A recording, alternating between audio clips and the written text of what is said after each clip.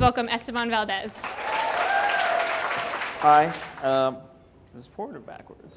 Nope, there we go. So I run an animation studio called Echo Bridge. And we've been in St. Pete for the last 8 years. And if you guys don't know us, let's see what's the next slide going to be. Yeah, so it's hello. So we're all friends here.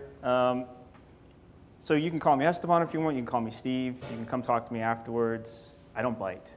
And I don't have an avatar of me right now, so I'm definitely just going to have to talk to you in person. Usually I like to be behind the screen and not the person in front of it. But lately, we've been experimenting something at the studio, which is we've been vlogging. And we've been vlogging our experience in animation, but also highlighting the creatives in St. Pete. So we're really doing our best to kind of give this area a really big spotlight. So I hope you guys, have some fun. Come talk to us afterwards. If you want to be a part of the vlog and just kind of plug yourself in, more than happy to do that. But the more we can help each other to push this area, I think the better things will be for all of us.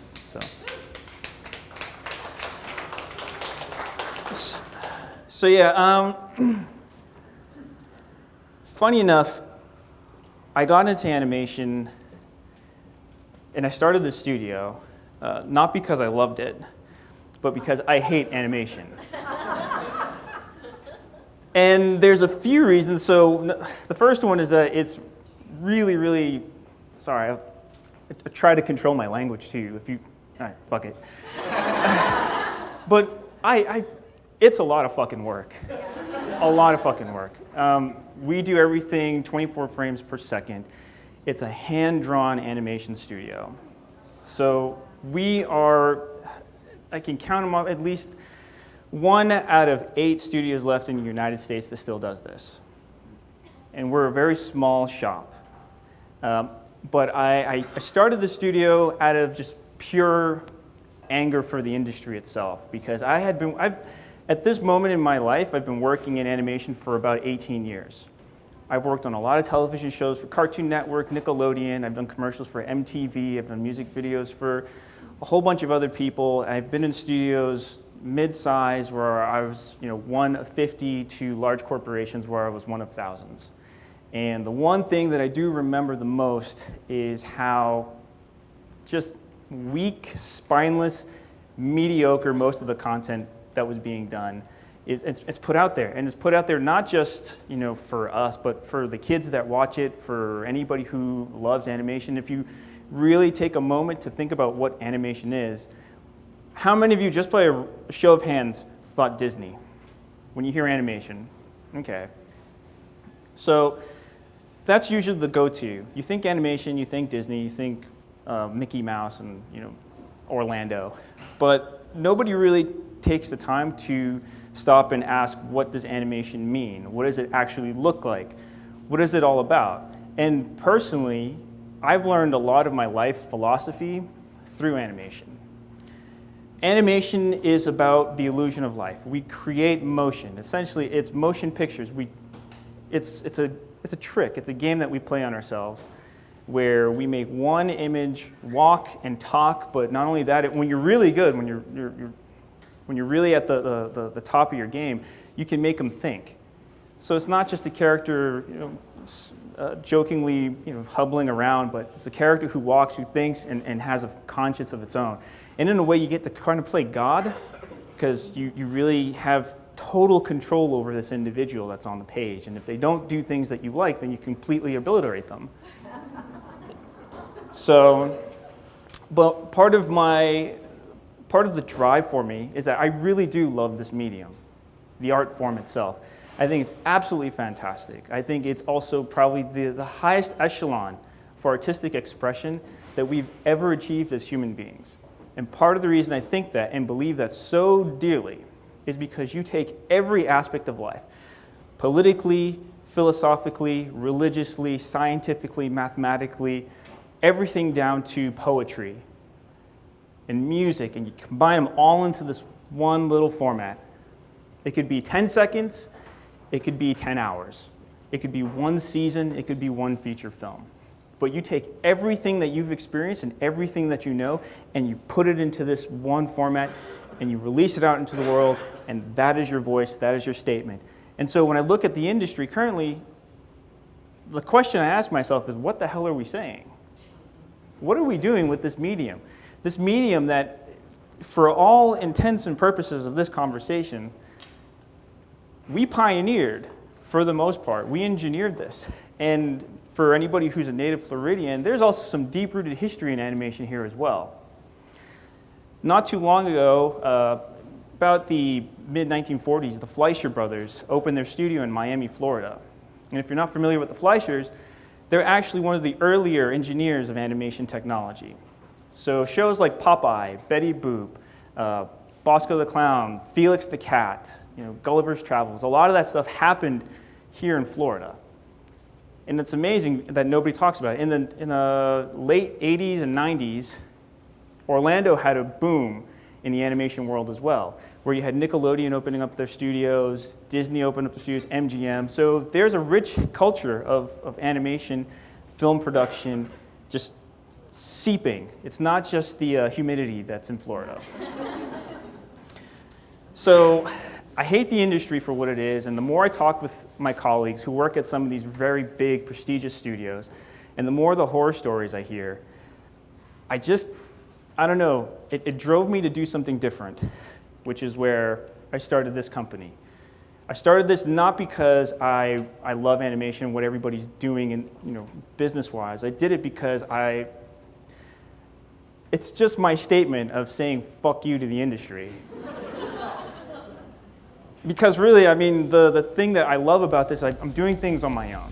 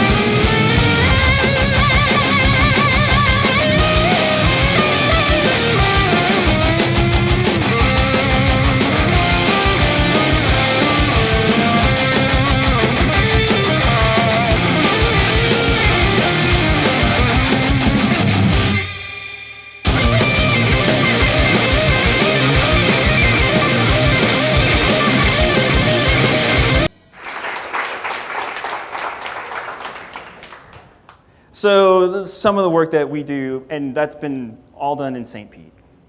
So there's a studio just up the street from here. I've got an animator and coordinator who's with me as well. Where's the other one? There he is. We're a quiet bunch. We really keep to ourselves. And I'll be completely candid. I've lived in St. Pete for the last 8 years. I don't know anything about St. Pete because I spent most of my life behind a desk. Anywhere between 12 to 16 hours a day, 6 days a week, all year. And so that stuff, there's commercials that we worked on which are nothing more than about 30 seconds, and they took us about 8 weeks to produce, all by hand, just sitting there, just line after line after line. But yeah, so these are some of the places that we worked for, all the pedigree stuff. These are the places that our work has been featured in. So Billboard, Rolling Stone, Variety, IndieWire, Bleeding Cool, blah, blah, blah. So this is a short film that we just finished animation production on. We're going into post-production and moving forward into the film festival circuit. And part of the reason, again, why I started the studio wasn't just to do the service work, it was to create and have a dialogue with individuals. Because I believe that art, for the most part, is communication. We talk to each other this way. How many of you guys are visual in your industry? Raise them up real high. There you go. So you know that your visual representation speaks so much for you. So you want to be well-spoken. So you have to be dedicated to your craft. And that's something that is completely lost in our industry today, is the concept of craft and dedication. And throwing in a little bit of philosophy, throwing in a little bit of questioning, having the dialogue for everybody to exchange. And not just verbal talking heads on the screen, but really something that's going to make you stop and think. And if there's something that, through watching, you can have a sort of epiphany or a moment of just like, oh, okay, I didn't know that. I didn't think about that. Or I'm feeling a certain way. If I can provoke you into any kind of thought at all, negative or positive, I don't care. I really don't give a fuck if you feel happy or sad about it. So long as you feel something, then I did something right. And if you feel nothing at all, then I failed. And I've made it a mission in my studio that if I ever put out anything of that caliber, I will shut the studio down in a heartbeat. I'm intense. But just a little bit about this project, this is a concept about exploration into space. And what does it really mean to go out and search for a new home when our own is really just fine and we need to take care of it? It's something that we don't really give too much thought of because we have this pie-in-the-sky idea that somewhere out there is something better, but we never look within. So it's something to ask a question, where are we going, is it worth it, etc. When it comes out, I think you guys will like it. I've been told that it's very panic-inducing. So this story is called Ambition. It's a feature film that we're working on. Where's the wood? But it's a feature film that we're working on. And unlike your traditional animation, which is talking dogs and singing hot dogs and whatever the fuck it is, this one is really about the experiences of being an entrepreneur in this day and age. The entrepreneurial culture that has kind of arisen out of the last 20 years, the last 10 years, where we're at now. And it's a reflective piece that asks us the question, like, is this what we really want? Is all of this what we're looking for? So it's a deep question. It's one that's very serious. Are we doing things the way we should? Is what everybody else telling us what we really need to be doing? Or are we doing what somebody else is telling us and we're not listening to ourselves? And this short is about trying to hold on to hope, especially when things are very dark. It's a lot of the work that I do personally, it's just that, it's personal. And I don't want to look at a market and say, okay, I'm going to make work for the analytical numbers that I get from Facebook and Twitter and all the other social media shit. Because at the end of the day, now you're just looking at numbers, and you're making something that doesn't speak to the human being. You're speaking stuff that talks to binary numbers. What the fuck is that all about? Why are we doing this? And that's the biggest question that I have, is why the fuck are we doing this? Why does this industry exist if all we're going to do is just make mediocre, boring-ass, lame, weak shit? I don't like this industry. But I love it at the same time. So aside from the heavier stuff, I also think about the kids growing up. And I have a daughter. She's going to be 13 this year. She lives with her mom. But I always have her in the forefront of my mind when I'm making this stuff. It's like, what is she going to grow up with? And when I go out to these industry conferences to pitch, they're like, oh yeah, we're looking for STEM, we're looking for creative, we're looking for somebody with a strong female lead. And here you go. And they look at it, it's like, oh, but it's not marketable enough. It's not meeting the sales. Like, yeah, but you want somebody who's in STEM, right? You want somebody who's going to have a strong female lead. You want somebody who's... And what I've learned is that most of these executives, I don't give a shit if they're watching this too, but you guys are spineless. So for the most part, when people don't really stop and think about what it is that they're trying to put out there, everybody's just after the dollars. And okay, you want to make money? Fine. Money comes, money goes. But this is the stuff that we make, and it shouldn't be forgettable. You work all your life. You work all this time to do what? earn a check, and then at the end of it, it just goes away. And then what are you left with when you look behind? I worked in television for 10 years, and at the end of 10 years, I look back, the last show I directed, it was 2 years of my life that I spent grueling over. I think there were 2 weeks where I didn't go home. I slept at the studio, I showered at the studio, I ate at the studio, and I took a look and I'm like, well, what the hell did I work for? What is this all about? Why am I here? What am I sacrificing myself for? Is this going to do anybody any good? Or is this just about getting some jokes out of the way because, the frat boys thought it was funny? So this is another show. It's based off of a niece of mine, and it's about her developing her own internal confidence and her own ability to be happy with herself. And this is stuff that I think that, just a little bit of thought. It's not that hard. Just a little bit of an idea, a little bit of getting out of that comfort shell of like, oh, well, we're not going to make the shareholders happy. We have too much of that. The market's saturated with this shit. And it's not just in animation, too. It's in graphic design. It's in industrial design as well. I mean, how many god-awful buildings that come up with just glass and steel? I mean, this place has some history, some culture. The last thing you want it to do is turn it into Los Angeles. Sorry, LA. But, this is a great place. And you have the talent and the ability to make it better. You have the ability and the skill set and the know-how and the experience. And if you have the will and the passion and the drive, you can make what you do very meaningful. The last thing I want to show you about the projects that we're creating, I'm working with David Rosenberg. He was a co-writer on Rugrats. So it's a really fun project working with him. I'm also working with a guy named Steve Friedman. And Steven and I, we've been working together for the last 3 years. We brought him over from London to come and do a travel show, and he based an episode about St. Pete. And that was the first time that it got a really big push. And St. Pete was featured on National Geographic. And it was really, really big for us because at that point, the only thing anybody ever knew about St. Pete outside of here was our studio. But then people look at it and it's like, well, you know what, Florida's actually really cool. And now we have other individuals coming over to visit and see and taking a look, and we're trying to attract more opportunities to come here in order to better this area. I'm on a mission. So this is our studio. We are over at the studio at 620. We're right upstairs. And we've been there since 2013. That's actually the third studio location that we've had. And these are some of the people that I've worked with over the years. But that's where I started in 2008. The name of the studio is called Echo Bridge because that's the street that my parents lived off. And because in my line of work, I'm pre-internet, pre-social media. So the idea of working remote it wasn't an option. You had to go where the job was. So I found myself for a decade living out of a suitcase, moving from state to state, city to city, country to country, just chasing the next opportunity. And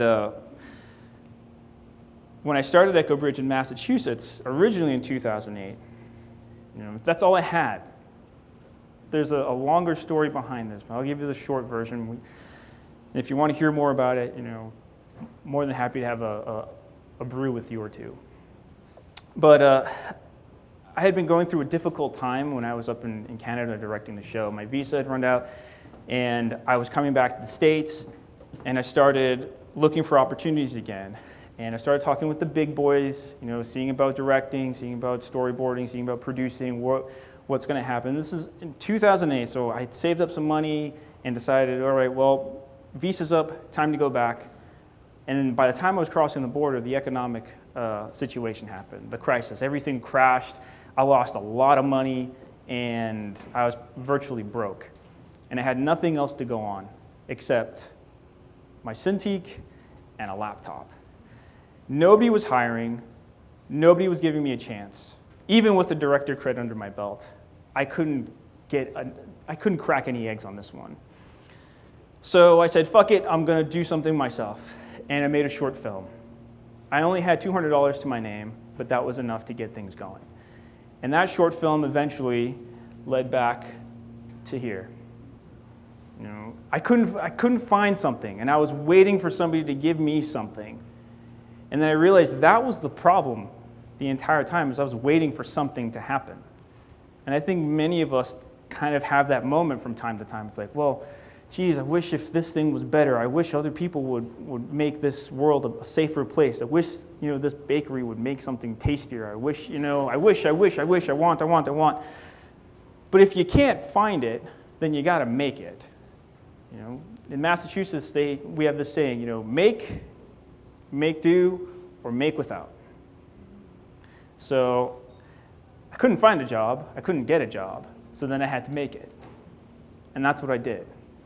Busted ass, stayed up really late, made something, put it out into the ethos, and the moment my film got into one of the festivals, an official selection, the phone started ringing. Hey, we love the short. We saw this. We want to know, can you make us a music video in this style? Hey, can you make us something here? Can you do something for us there? Etc. I lived with my parents when I first started too.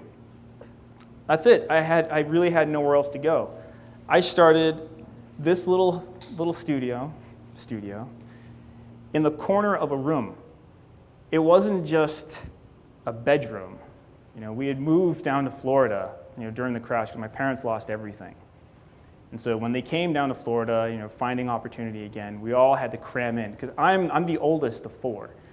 So all four of us, and my parents, and 2 dogs, we lived in a 1-bedroom apartment for a year because we had lost everything. That's it. And I took over the dining room, which is what they called it, and there I had a futon, and I put my desk right next to it. Because right back here, that's where I slept, and I worked, and I did that for an entire year. I had work, it was coming, but nobody was paying their bills on time until afterwards, the money started coming in, I needed help, and I'm like, well, I guess I can't do this from home anymore. And eventually my parents were telling me, it's time to get out. But this is what happens when you have to start all over. And I've started over many times in life as well. So this is some of my artwork back in 1998 when I was in high school. I wanted to be a comic book artist. And so part of the reason why I'm so passionate about the things I do is because of these two. It's a little heavy, a little emotional for me, but I was a troubled youth, and I was on the road to ruin. And I was going to go to a really big brawl at a basketball park. And my friends had told me, hey, come on, we need to get this thing going. And, I grabbed a baseball bat, and I was ready to head out to go rumble. And my dad saw me, and then I was going to just put myself in a certain position. And he stopped me, he sat me down on the stoop, and he's like, look, son, I'm going to get one of 2 phone calls. The first one is going to be from the cops. And they're going to tell me, sorry, Mr. Valdez, but your son has injured somebody really badly, they died, and your son is going to jail for the rest of his life. The second one is that, we're sorry, Mr. Valdez, your son has been in a fight, he's died, and the kid is going to jail for the rest of his life. Which one of those calls do you want me to get? I was 17 at the time. I was angry, I didn't know what I wanted to do, but then my mother, she sat me down, and she's like, here's your sketchbook. You haven't opened this in years. Why don't you do something? And so all that anger and rage that I had, because I couldn't go, I was afraid that I was going to lose some friends. And I drew a 500-page comic book over the course of a summer. I locked myself in my room, and that's all I did is work. I didn't have any friends. I had nowhere else to go. But eventually I finished it, and I tried to get it published. And I went to a comic convention one time and brought my stack of manuscripts over and was like, this should be published. And the publisher looked at me, he's like, yeah, I'll take a look at it later. So after the Comic-Con was over, I watched him take my manuscript and throw it in the trash. He didn't even bother looking at it, and I got so angry that I went home, I destroyed everything. I had a waiting to exhale moment where I put everything in the barrel and burnt it. But my dad managed to save some of the work, and those are recent photos too. But I stayed long enough doing what I do, and I've improved myself the whole way. And so when I finally started the studio, it kind of clicked on me that you do have to play by your own rules. Part of the reason I think this is that, for the longest time of my life, I had been listening to other people. Go to school, get a good job, or go to college, get a good job, get married, have kids, get a house.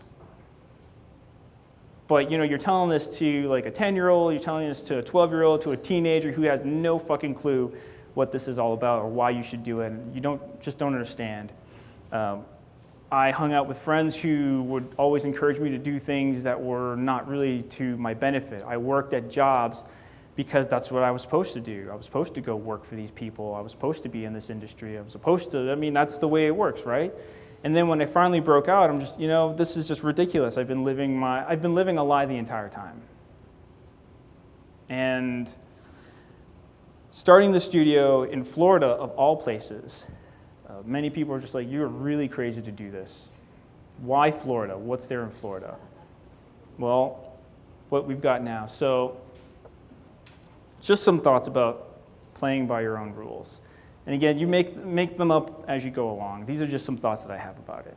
But what I realize is that nobody's coming to save you.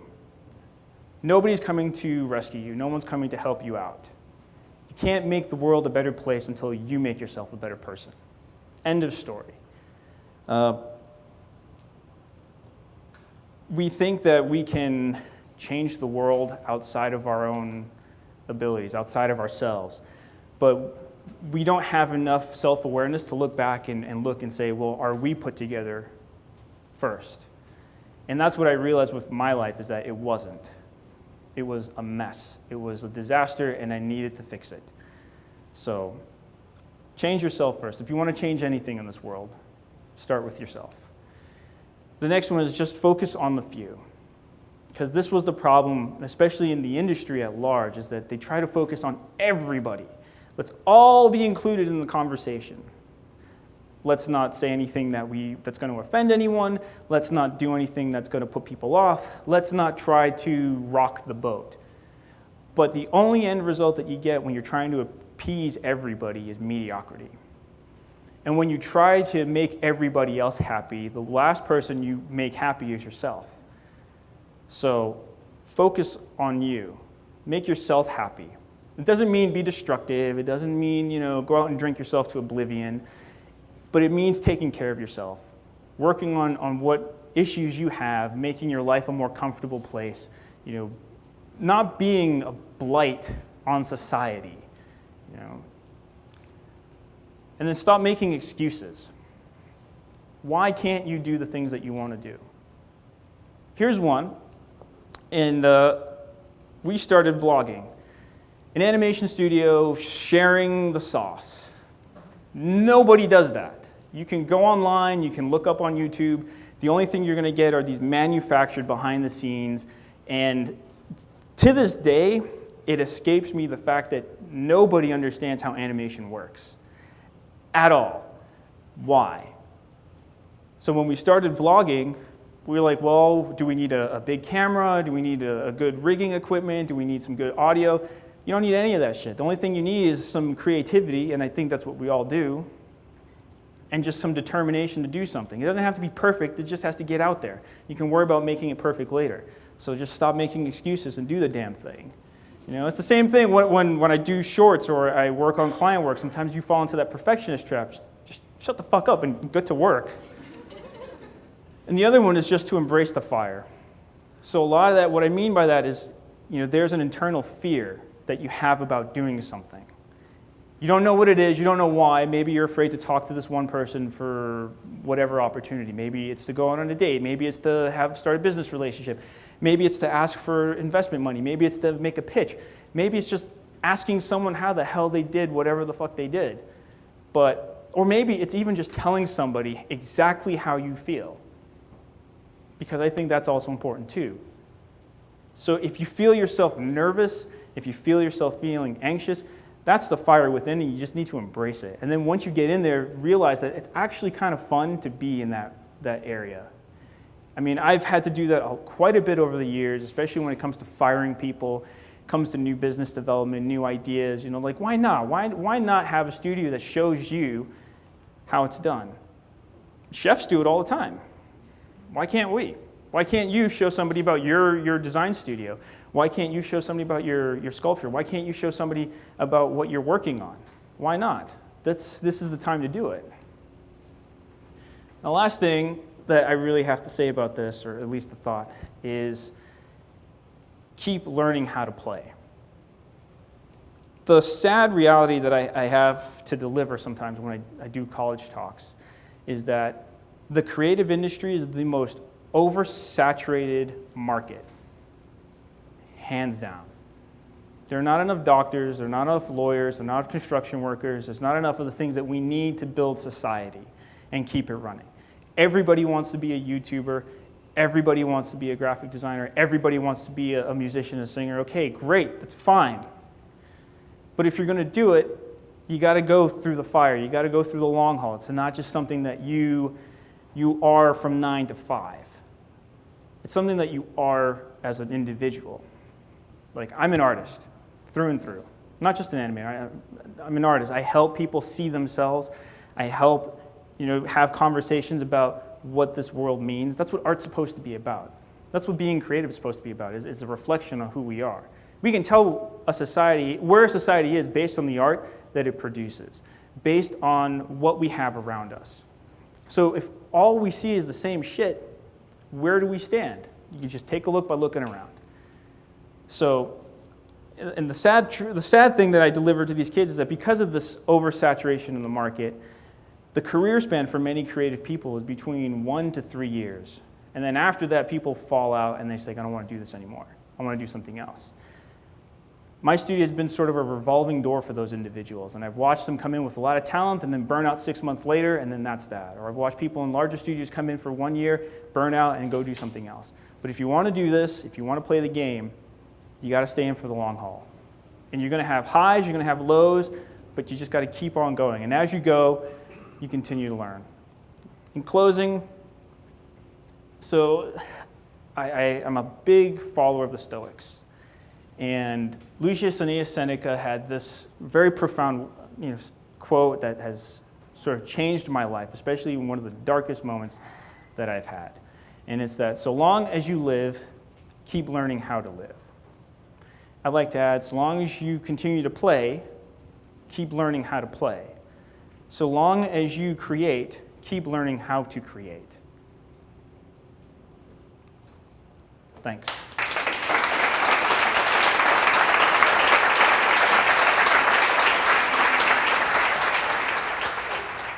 Esteban, how is your work a fuck you to the industry? It's surprisingly enough, it's been received very well. I didn't think about, I was really scared when I just started coming, and this isn't anything new. Like I've been an angry son of a bitch for a while in this business. The first time I told an executive to go fuck himself was at Nicktoons. It was a show I was directing on. And I came up to him and I said, "There's no leadership in this studio. This entire production is fucked." And he looks at me just really shocked because no one's ever stepped up to him and said the things that he needed to hear. And I was really surprised. I'm like, no one ever tells you this stuff? You run a business, you have like 300 people in your employ, and nobody's ever told you that this is not going well. So the first time I really told the head honcho of a studio to go fly off a cliff, the first thing he said to me afterwards is thank you. I don't know how that works, but yeah. So, do you still have that old Cintiq? And how has your work changed in the past 10 years, like just fundamentally? I still have it. It's at home. It still works wonderfully. But even before that, I have this little 4x6 tablet, and that's what I was doing the initial storyboards on. I'm a big guy. okay? I'm 6'1", and imagine just like hunched over this Cintiq or this little tablet, and yeah, but I graduated, I got that one, it works. My skill set, I think I'm decent. I don't know if I'm really that good. I'd let the work speak for itself. If people like it, okay. If it doesn't, okay. But I try to do the best I can every time I do something new.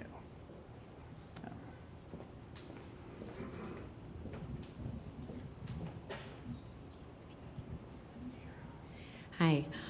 So you mentioned self-care, and I would consider you a success in your industry, and I just wanted to ask what your self-care practices look like, because I think they look different for everybody. Yeah. Yeah, fuck it. It's embarrassing, right? Might as well. So I got to a point where I was very suicidal. In 2016, I tried to off myself as the pressure was so heavy. I had about 40 people on unemployment, and the studio didn't want to pay for the production that we had done, and I was about like $150,000 in debt, and I needed to pay that off in a month. So after a while, I just cracked, and when I got to, I was put in intensive. I was committed for 72. It was that bad. And afterwards, it's like, okay, this is fucked up. This shouldn't be happening. I'm drawing cartoons. I'm making fucking cartoons, right? This is the sad clown syndrome. Shouldn't be happening. And so I just thought, well, get help. You can't do this on your own anymore. You've been trying. I became an alcoholic. I did a lot of drugs. I was a mess. I got help. I still see somebody like once a quarter now, just something to help work things out. But I meditate, I journal, I bike like a motherfucker. So I've done that Pinellas Trail backward and forward. It's the only way to keep the animator gut off. But I mean, the one thing that's definitely helped me the most is falling back in love with my work. Like, that's what I'm good at. That's what I'm really great at. I suck at relationships. I suck at making friends. There's a lot of things I'm really bad at on the personal side, but you get me on a sheet of paper and a pencil and the world just disappears. It's very therapeutic and meditative. The other thing that's been really interesting is just vlogging as well. It's just a thought you put out into the ethos, and then the next thing you know, someone's like, hey, I was actually going through the same thing. It's great to know that this is out there. I mean, it's what works for me. Anybody else? Right behind you. Cool. So you've been around. I was wanting to know why Florida. I know you mentioned you want to do your own thing, but there's so many places you could have been. What brought you here? What made this a good place for your studio? Very, very candidly, I didn't want to come. I'd never been to Florida. Yeah. Ever. The only time I came to Florida was when after the crash, my parents lost everything. I had no more money, and if you drive down 95, you'll see like these scratch marks on the road. So that's my hand just being dragged. But I came here, and I had some opportunities at Warner Brothers, had some opportunities at Universal, and I was just waiting for the phone to ring. And at the end of it, just like, all right, well, I'm here. What the fuck am I gonna do? Might as well make the most of it. So that's where I started doing the short, and then rock and roll.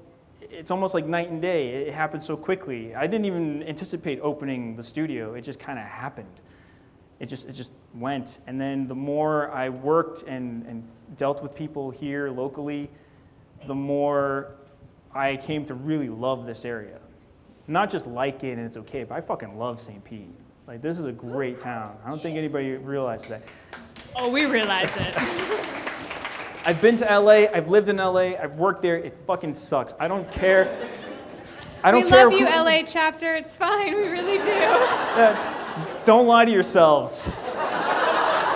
I talk to you. But I've worked in the New York scene too, and it's all right, but there's a big change in our industry right now. It's not the same as it was like 10 years ago. Things are different. And there's more opportunity available to those who want to go after it. So you don't have to feel beholden, because that's the thing. I talk to these folks. I get messages all the time. Dude, I wish I was in Florida. I wish I worked at your studio. I wish this happened. I wish I was here. I wish I wasn't there. Because it's not what everybody says it is. At least here in Florida, I know that when somebody tells me to go piss off, I know exactly where I stand with them. Versus the other one where, somebody waves and smiles and, I don't know if they're going to murder me or not. I feel like there's a tourism headline in there someplace. Oh, they don't pay me for that, so. Thank you all so much for coming. I hope you have a wonderful day.